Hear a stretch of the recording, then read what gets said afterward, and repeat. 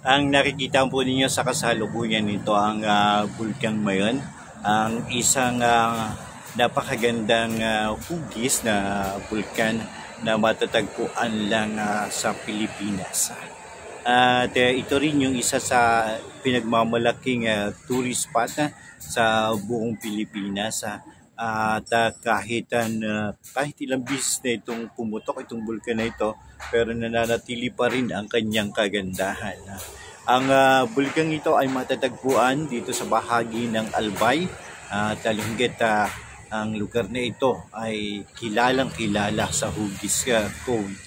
At siyempre ang isa pa rin sa may pinagmamalaki nila na lugar dito at binibisita at kitang-kita ang hugis ng Bulkang Mayon ay ang Kagsawa Ruin, kung saan yung isang simbahan ng Kagsawa ay nasira at ang natira na lang ay yung kanyang tower. At ito po ay ayon sa kanila naganap ito almost 1969, hindi po ako nagkakamali. At ito po ay patuloy na dinarayo at yun din po ang iba't ibang bahagi na pinupuntahan dito sa lugar nito. Ito po ay matatagpuan dito sa lalawigan ng Albay, lalapit po dito sa Daraga, Albay. Pero ito po ay kita rin sa iba't ibang bahagi ng bayan.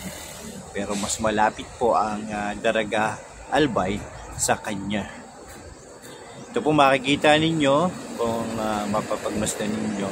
Yan po ay pumutok na at nakikita ninyo mayroong pang usok na lumalabas.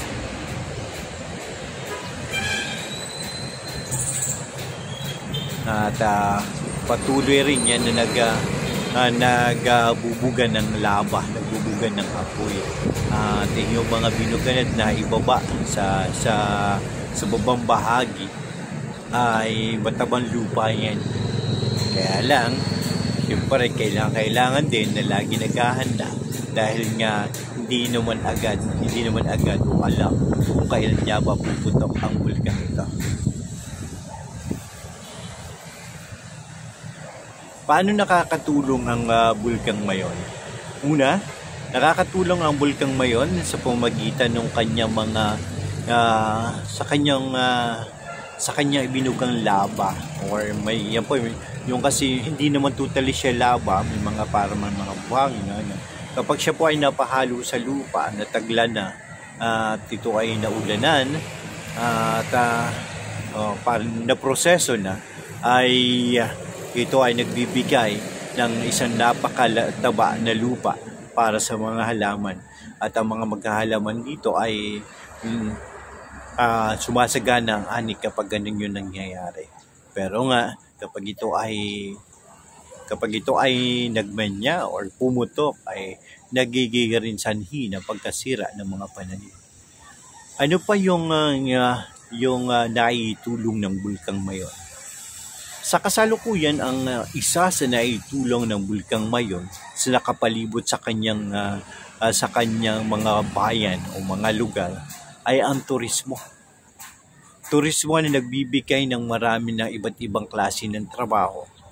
Turismo na kung saan ay nagkakaroon ng iba't ibang trabaho. Una, yung mga accommodation kapag may mga bumibisita dito sa bahagi ng Bicol. At again din, kapag mayroong accommodation, syempre yung accommodation, mga hotel, mga homestay, syempre kasama nun, kapag may mga turista, mayroong mga pagkain. Kapag mayroong mga pagkain, may mga souvenir items para isa sa bahagi na sila ay nakarating sa lugar nito. At syempre, mayroon din yung sasakyan, mga sasakyan, iba't ibang klase ng sasakyan para marating ang iba't ibang lugar at para din marating yung paanan ng bundok ng Mayon.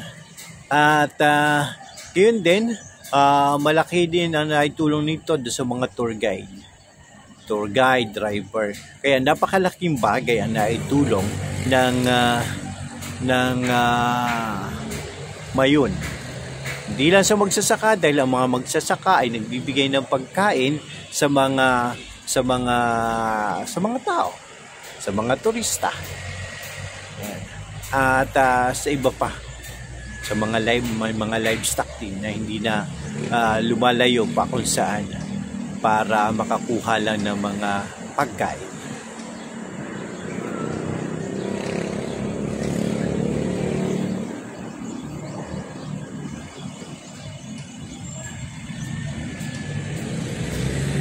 Itong Mayon ay malaking bahagi ng kasaysayan ng Pilipinas, at ito rin yung kasi napasama ito sa 7 wonders na pinaka wonders nga, pinaka sa buong mundo na may kagandahan. At ito po dati nung pumupunta pa ako dito, matagal nang hindi naputok, ay kulay green talaga siya, green na green, at makikita mo yun talagang kagandahan. Pero kahit hindi na green ngayon, makikita mo ay maganda pa rin ang hugis. Maganda pa rin po ang hugis. Hindi lang tayo maganda ang camera.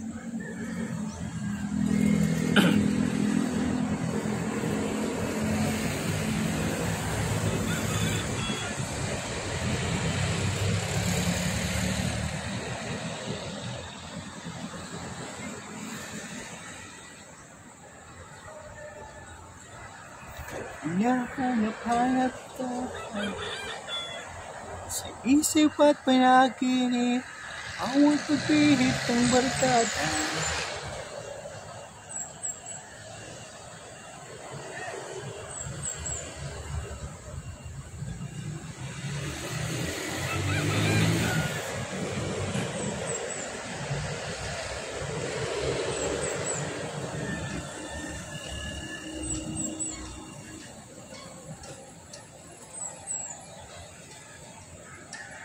Ang bulkang Mayon ay isang biyaya ng Diyos na dapat ay napapangalagaan ng daigdig at patuloy na maprotektahan. At doon sa ibaba nito, sana ay patuloy na mapangalagaan, mapalago yung gubat pa rin niya, mapalago para po mayroon pa rin mga pang-control o patuloy na lumamig at hindi agad lagi naputok ang bulkan.